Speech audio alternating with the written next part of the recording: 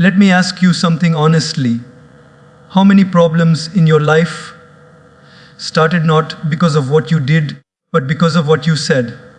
One sentence, one careless word, one emotional reply. And suddenly a relationship breaks, a reputation cracks, or peace disappears. You know, the mouth has no lock, but it has the power to unlock success or lock you into regret. Today, I'm not here to tell you to stay silent. I'm here to help you train your mouth so your words don't betray your wisdom. Your anger doesn't speak before your intelligence, and your emotions don't ruin what years of effort built. Because remember this, strong people control their words. Weak moments control careless mouths. Most of the damage in our lives doesn't happen because our intentions were bad. It happens because our words were careless. We may have meant well, we may have felt right, we may even have been emotionally honest, but the moment words leave the mouth, they no longer belong to our intention. They begin their own journey. Words travel faster than explanations, faster than apologies, faster than regret. And once they reach the other person, they settle there in a way we cannot control. Think about it. How many times have you said something and immediately thought, that's not what I meant? But the problem is, people don't hear what you mean. They hear what you say. Your intention stays inside you, invisible and private. Your words, however, become public property. They are interpreted, judged, remembered, and sometimes replayed for years. This is why a single sentence can undo months of effort, and one careless remark can overshadow a lifetime of good behavior. Words have weight. They don't just pass through the air and disappear. They land. They sit in someone's mind. They echo in someone's heart. A harsh sentence spoken in 10 seconds can live inside another person for 10 years. And when that happens, explaining later becomes useless, because explanations are slow, but words are instant. By the time you say, I didn't mean it like that, the damage is already done. Many people confuse honesty with carelessness. They say, I'm just being honest, without realizing that honesty without sensitivity becomes cruelty. Just because a thought is true in your mind doesn't mean it is ready to be spoken. Wisdom is not about saying everything you think. Wisdom is about thinking before you say anything. The mature person understands that words are tools, not toys. You don't throw tools around. You use them carefully, knowing they can either build or destroy. Another hard truth is this: people remember tone more than content. You may say the right thing, but if the tone is wrong, the message is lost. A helpful sentence delivered with arrogance feels like an insult. A correction delivered with anger feels like an attack. And later, when you try to clarify, the other person doesn't remember your logic. They remember how you made them feel. This is why emotional intelligence begins with verbal control. When emotions rise, intelligence drops. In moments of anger, frustration, or ego, words come out unfiltered. And those are the moments when words do the most damage. Not because they are carefully chosen, because they are carelessly released. At that point, the mouth becomes faster than the mind. And once that happens, regret is guaranteed. The problem is not that we don't know better. The problem is that we speak before we remember what we know. Words also shape how people see you. You may be hardworking, kind, and capable, but one careless comment can label you as rude, arrogant, or insensitive. Fair or unfair, this is how the world works. People judge character through language. Your mouth becomes your introduction even when you are not in the room. Others quote you. They repeat what you said. And slowly, your reputation is built not just on your actions, but on your sentences. This is why training the mouth is more important than training the tongue to be clever. Anyone can speak fast. Anyone can speak loudly. But speaking wisely requires restraint. It requires awareness. It requires the humility to accept that just because you can say something doesn't mean you should. The strongest people are not those who always have a reply. The strongest people are those who know when silence will communicate more than speech. Words also reveal what is happening inside us. A peaceful mind produces gentle language. A disturbed mind produces sharp words. If you listen carefully to your own speech, you can diagnose your inner state. When your words become bitter, sarcastic, or aggressive, it's not a communication problem. It's an emotional one. Training your mouth, therefore, is not only about external discipline. It's about inner clarity. One of the most powerful habits you can build is this. Before speaking, ask yourself one simple question: how will this land? Not how will it feel to say it, but how will it feel to hear it? This small pause creates a big difference. It slows words down. It gives intention a chance to catch up with language. And many times in that pause, you realize that silence is the wiser choice. In the end, words are seeds. Once planted, they grow on their own. You cannot control how fast they grow, how deep they root, or what kind of fruit they produce. That is why every sentence deserves respect. Speak as if your words will be remembered, because often they are. Speak as if your future is listening, because it is. Many people fear silence because they misunderstand it. They believe that if they don't speak, they will appear weak, ignored, or defeated. They think silence means losing an argument, accepting disrespect, or lacking confidence. But in reality, silence is not the absence of strength, it is the presence of control.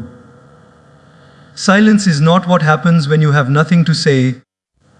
Silence is what happens when you have the power to say something and still choose not to. Weakness reacts immediately. Discipline pauses. When someone provokes you, insults you, or misunderstands you, the easiest thing to do is to speak. The hardest thing is to stay quiet. Anyone can react. Very few can restrain themselves. And that restraint is not accidental. It is trained.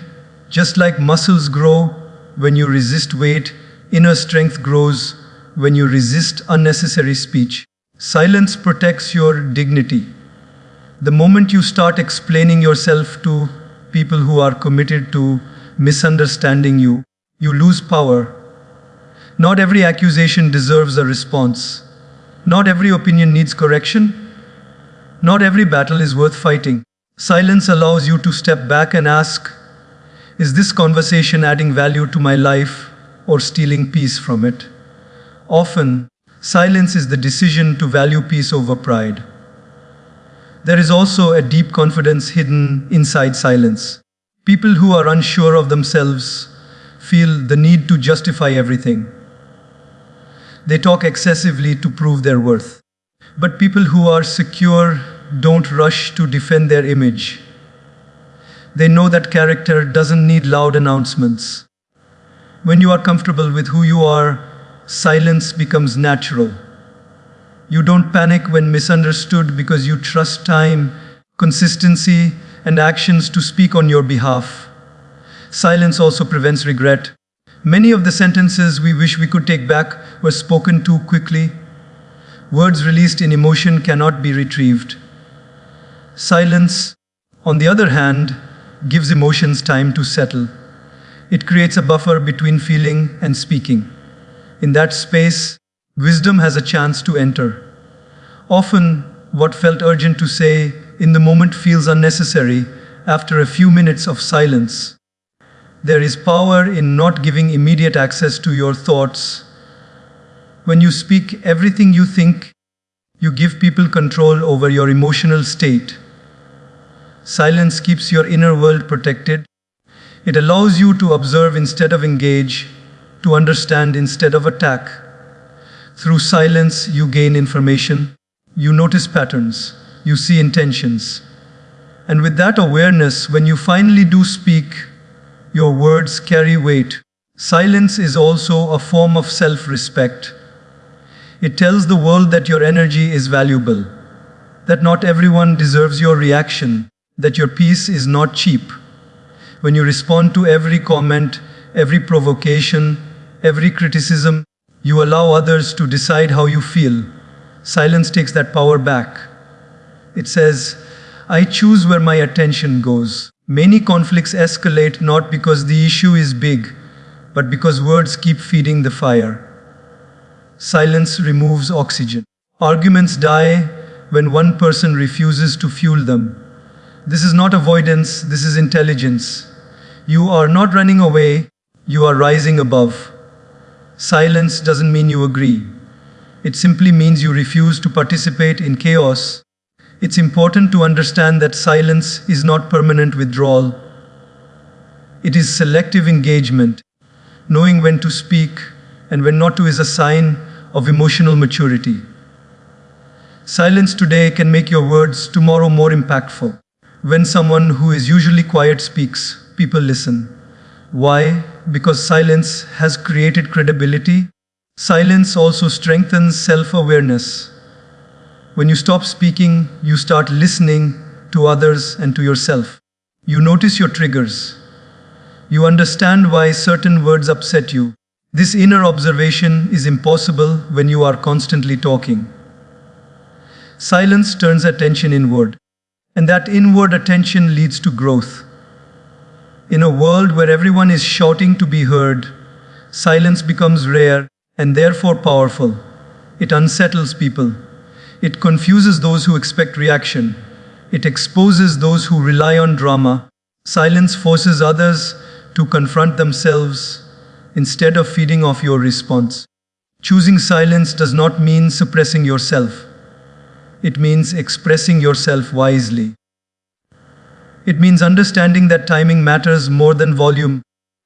It means knowing that some messages are better delivered through actions, consistency, and calm presence rather than speech. Ultimately, silence is discipline because it requires effort. It requires humility. It requires the courage to let go of the need to be right, to be noticed, to be validated. And when you master silence, you don't lose your voice, you refine it. Your words become fewer, calmer, and more meaningful. And when you finally speak, your silence will have already said half of what needed to be heard. Most people don't realize that emotion, when it takes control of speech, becomes a terrible communicator. Emotion feels powerful inside us, so we assume it will sound powerful outside as well. But the truth is, emotion doesn't know how to explain, it only knows how to express. And expression without understanding creates confusion, conflict, and damage. When emotion becomes the speaker, logic leaves the room and wisdom follows soon after. In emotional moments, the goal is not to be correct, the goal is to release pressure. Anger wants relief, hurt wants validation, ego wants dominance. None of these care about clarity. That is why emotional words are rarely precise. They exaggerate, they accuse, they generalize. You always, you never, everyone knows. These are not intelligent sentences, they are emotional shortcuts. They may feel satisfying to say, but they almost always fail to solve the problem. Emotion also distorts reality. When you are angry, neutral actions feel like attacks. When you are insecure, simple feedback feels like rejection.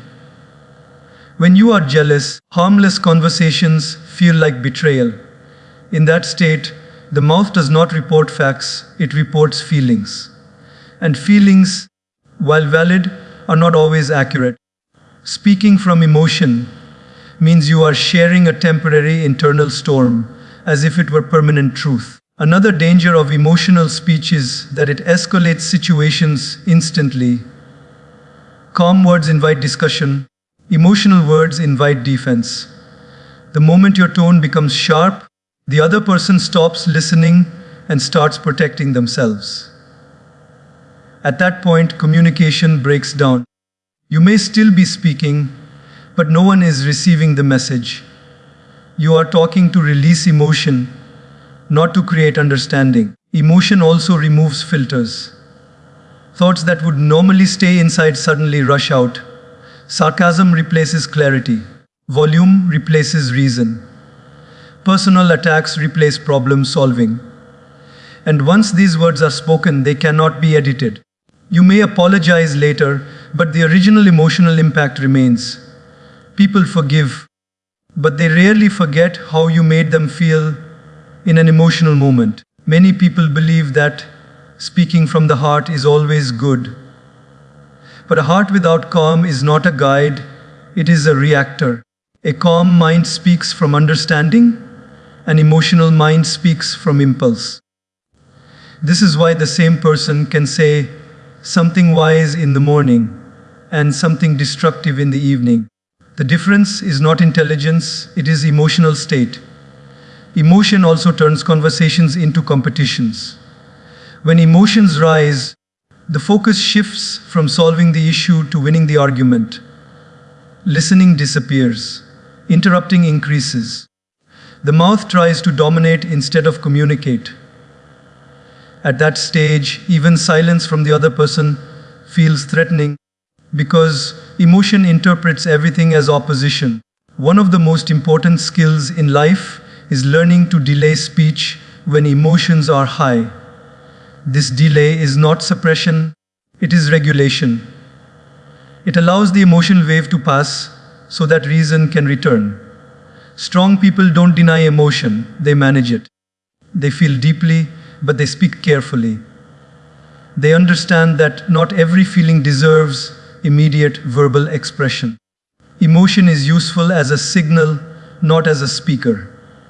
It tells you that something matters, that a boundary has been crossed, that a value has been challenged. But once the signal is received, the mouth should wait for the mind to take over. When emotion speaks directly, it often says things that the mind later has to clean up. There is also a long-term cost to emotional speech. People start to walk on eggshells around you. They become cautious. They hold back honesty. Not because you are wrong, but because they fear your reaction. Over time, this damages trust and openness. Emotional outbursts create distance, even when closeness was the original desire. Learning to separate feeling from speaking is a sign of maturity. You can feel anger without shouting. You can feel hurt without accusing. You can feel disappointment without humiliating. This separation does not weaken emotion, it strengthens communication. It ensures that feelings are expressed in a way that can be heard. When you train yourself to pause during emotional moments, something interesting happens. The urge to speak fades. What once felt urgent begins to feel unnecessary. You realize that silence was not weakness, it was wisdom arriving on time. And when you do finally speak, your words are calmer, clearer, and far more effective. Emotion is powerful, but power without control is dangerous. Just like fire, emotion can warm or burn. When you let it speak freely, it burns bridges. When you contain it and channel it wisely, it fuels understanding. The choice is not between emotion and logic. The choice is whether emotion will lead or whether it will be guided. In the end, your words should reflect your values, not your momentary moods. Feel everything but say only what you can stand by when the emotion has passed. Because emotions are temporary, but the impact of words can be permanent. Most people underestimate the power of a pause. They believe that if they don't respond immediately, they are losing control of the conversation. In reality, the pause is where control begins. A pause is not empty space, it is a moment of intelligence stepping in. It is the brief gap that allows thought to catch up with emotion, wisdom to catch up with impulse, and intention to catch up with words. Human beings are wired to respond quickly. When someone says something uncomfortable, the body reacts before the mind has time to evaluate. The heart rate changes, the breath becomes shallow, and the mouth prepares to defend. In that moment, speaking feels urgent. But urgency is not clarity. Urgency is often fear in disguise, fear of being misunderstood, disrespected, or defeated. The pause interrupts this automatic reaction and returns choice to your hands. 1 second of pause can prevent years of regret. This may sound dramatic, but it is deeply true. Many broken relationships, lost opportunities, and damaged reputations can be traced back to a single unpaused sentence. A sentence that came out too fast. A sentence that felt right in the moment, but wrong forever after. The pause is the small gate that decides whether words will become weapons or tools. Pausing does not mean suppressing yourself. It means refining your response. It means giving yourself time to choose words that reflect who you want to be, not how you feel right now. When you pause, you are silently asking yourself important questions. What is really happening here? What is the outcome I want? Will these words help or harm? Without the pause, these questions never get asked. The pause also changes the energy of a conversation. When you stop for a moment, instead of reacting instantly, the other person notices. The tension shifts. The pace slows. Often, the other person also becomes more thoughtful. Pausing has a calming effect, not just on you, but on the entire interaction. It signals confidence. It shows that you are not being dragged by emotion. Many people speak quickly because they are afraid of silence. Silence feels awkward, so they fill it with words. But silence, when used intentionally, is powerful. A brief pause can communicate seriousness, maturity, and self-respect. It tells others that your words are considered, not careless, that you speak by choice, not by compulsion. Pausing also protects you from saying things you don't fully mean. Emotions push extreme language. Always, never, everyone. These words come out when there is no pause. When you pause, language becomes precise. You replace exaggeration with accuracy. You replace accusation with explanation. The message becomes clearer, and the chance of being misunderstood decreases. Another benefit of pausing is that it allows you to listen better. Often, while someone else is speaking, we are already preparing our reply. We are not listening, we are rehearsing. A pause breaks this habit. It allows you to actually absorb what was said. And many times, when you truly listen, you realize that the situation is not as threatening as it first appeared. Pausing also builds emotional resilience. It trains your nervous system to tolerate discomfort without reacting. This is a powerful life skill.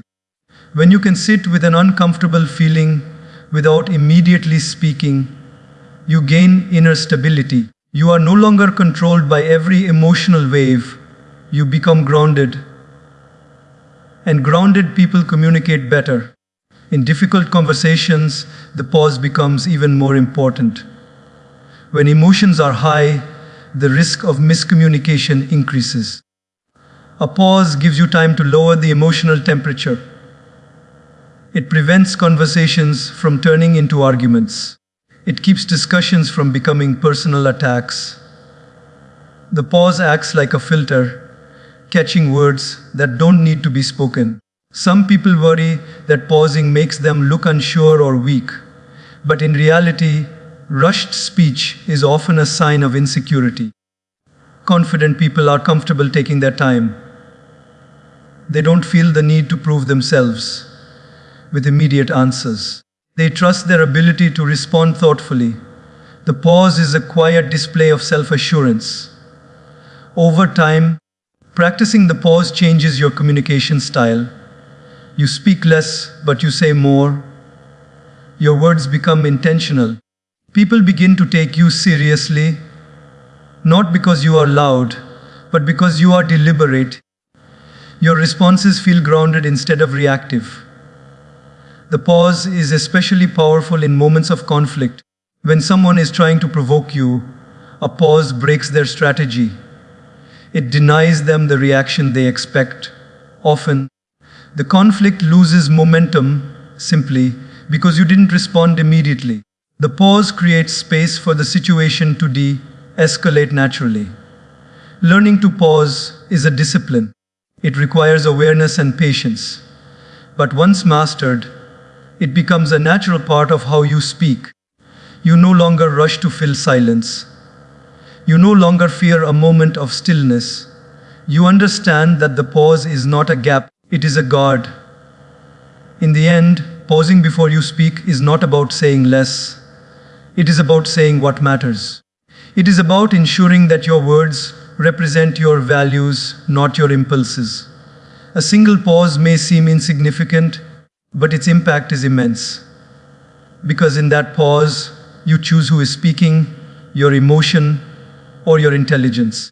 Most people underestimate the lasting impact of words spoken with the intention to hurt. They may feel justified in the moment, believing that pain must be returned, that sharpness deserves sharpness. But words meant to wound rarely solve anything. They create distance, resistance, and long-term damage. Speaking to heal is not about being soft or weak. It is about being responsible with the power your words carry. When you speak to hurt, the focus shifts away from the issue and toward the ego. The conversation stops being about understanding and starts being about winning. In that space, nobody learns, nobody grows, and nothing improves.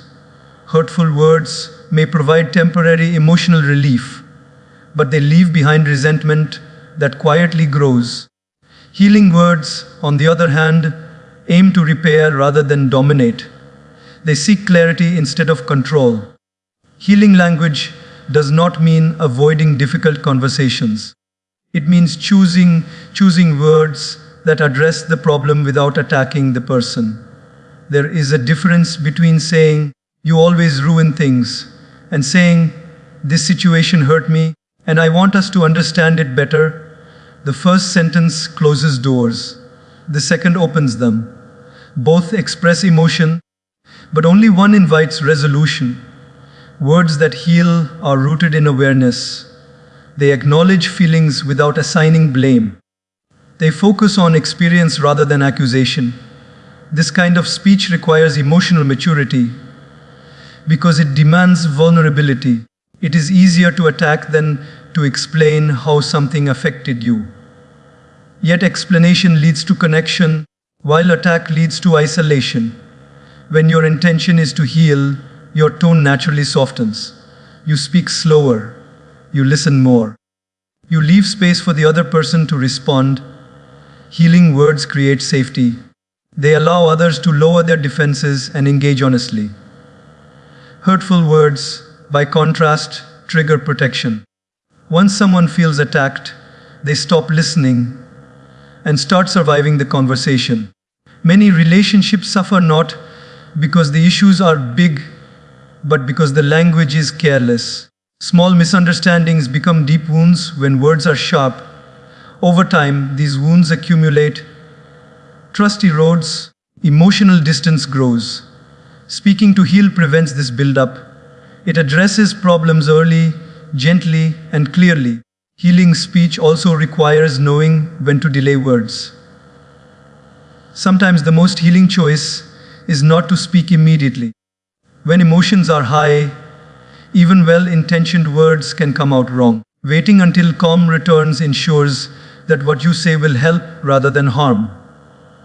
Silence, in this context, becomes part of healing. Another important aspect of healing language is empathy. When you try to understand before being understood, your words change.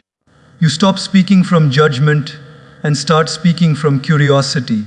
"Help me understand" is far more powerful than "you are wrong." Empathy transforms conversations from confrontations into collaborations. Speaking to heal also means being honest without being brutal. Truth does not require cruelty. You can be direct and still be kind. You can set boundaries without humiliating. You can disagree without disrespecting. Healing words balance honesty with compassion. They don't hide reality, but they deliver it in a way that can be received. People often remember not the exact words, but the intention behind them. When your intention is healing, even imperfect words are forgiven. When your intention is to hurt, even accurate words leave scars. This is why intention matters more than clever phrasing. The heart behind the speech shapes its impact. Healing language also strengthens your own character. When you choose to speak with care, you train yourself to respond thoughtfully rather than react impulsively. This builds inner calm and self-respect. You no longer walk away from conversations regretting what you said. You leave knowing that you acted in alignment with your values. There is also a quiet power in refusing to use words as weapons. It breaks cycles of negativity. It stops arguments from escalating. It sets a standard for how you expect to be treated. When you consistently speak to heal, people learn that conversations with you are safe, respectful, and meaningful. Speaking to heal does not guarantee immediate results. Not everyone will respond positively, but it ensures that you are not adding harm to an already difficult situation. It ensures that, regardless of the outcome, you have not compromised your integrity. In the long run, healing words build stronger relationships, deeper trust, and clearer communication. They create an environment where growth is possible. Hurtful words may feel powerful for a moment, but healing words create lasting impact. Choosing to speak to heal is a daily practice. It requires patience, awareness, and restraint. But each time you choose healing over hurting, you strengthen your voice. Your words become instruments of understanding rather than sources of pain. And in a world full of noise, voices that heal are the ones that truly matter. Every time you open your mouth, you reveal more about yourself than you realize. Long before people understand your intentions or get to know your character, they listen to your language. The way you speak, the words you choose, the tone you use, and the timing of your speech quietly expose your mindset. You may think you are just talking, but in reality, you are constantly communicating how you see the world, how you see others, and how you see yourself. A calm, respectful way of speaking often comes from an organized and secure mind. When your thoughts are clear, your words flow with clarity. You don't rush. You don't interrupt. You don't feel the need to dominate conversations.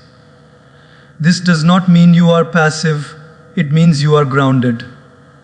On the other hand, aggressive, sarcastic, or defensive language often signals inner unrest. It suggests that the mind is busy protecting itself rather than understanding others. People with a growth-oriented mindset tend to use language that is open and curious. They ask questions instead of making assumptions. They say things like, "I may be wrong," or "help me understand."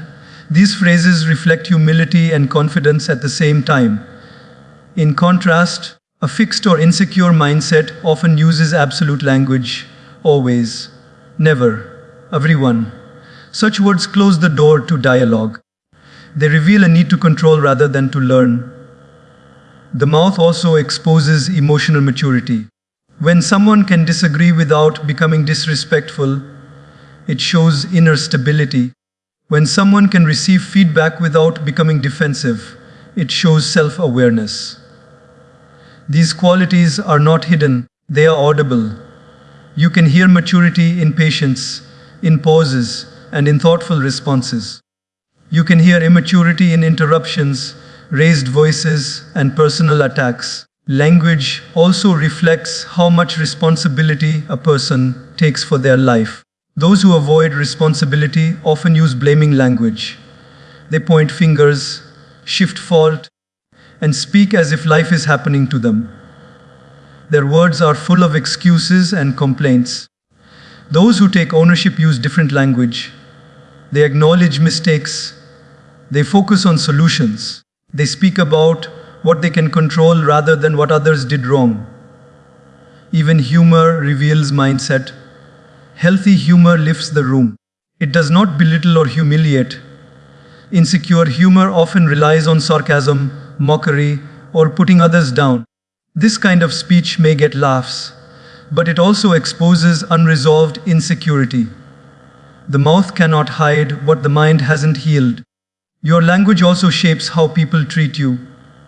When you speak with respect, calmness, and clarity, others naturally respond with the same.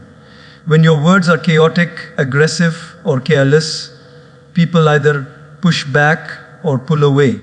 Over time, your communication style becomes your social identity.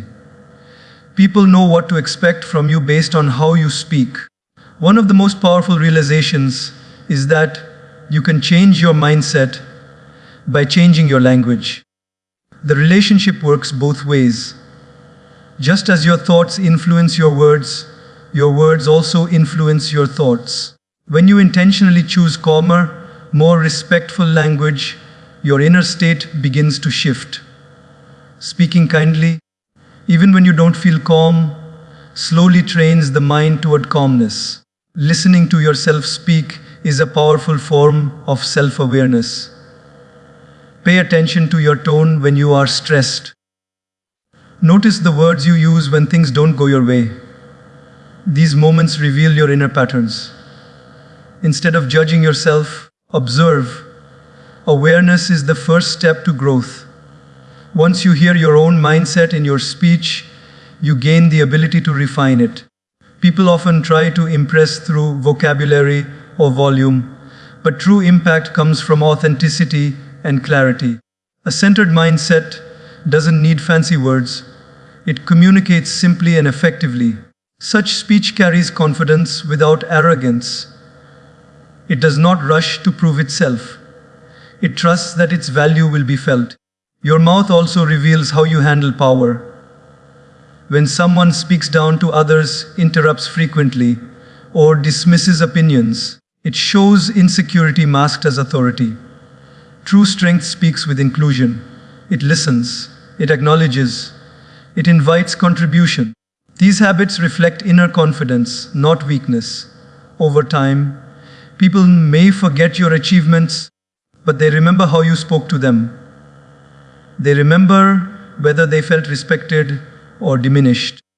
Your words become emotional memories in other people's minds.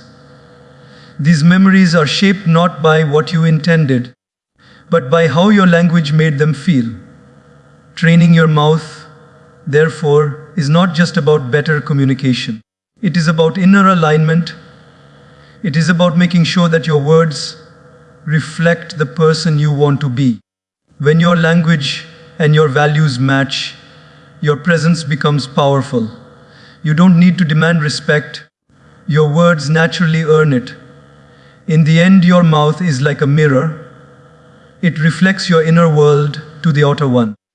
If you want to know where your mindset truly stands, listen carefully to how you speak. When you are tired, challenged, or disagreed with, that is where the truth shows up. And that truth, once recognized, becomes the starting point for real change.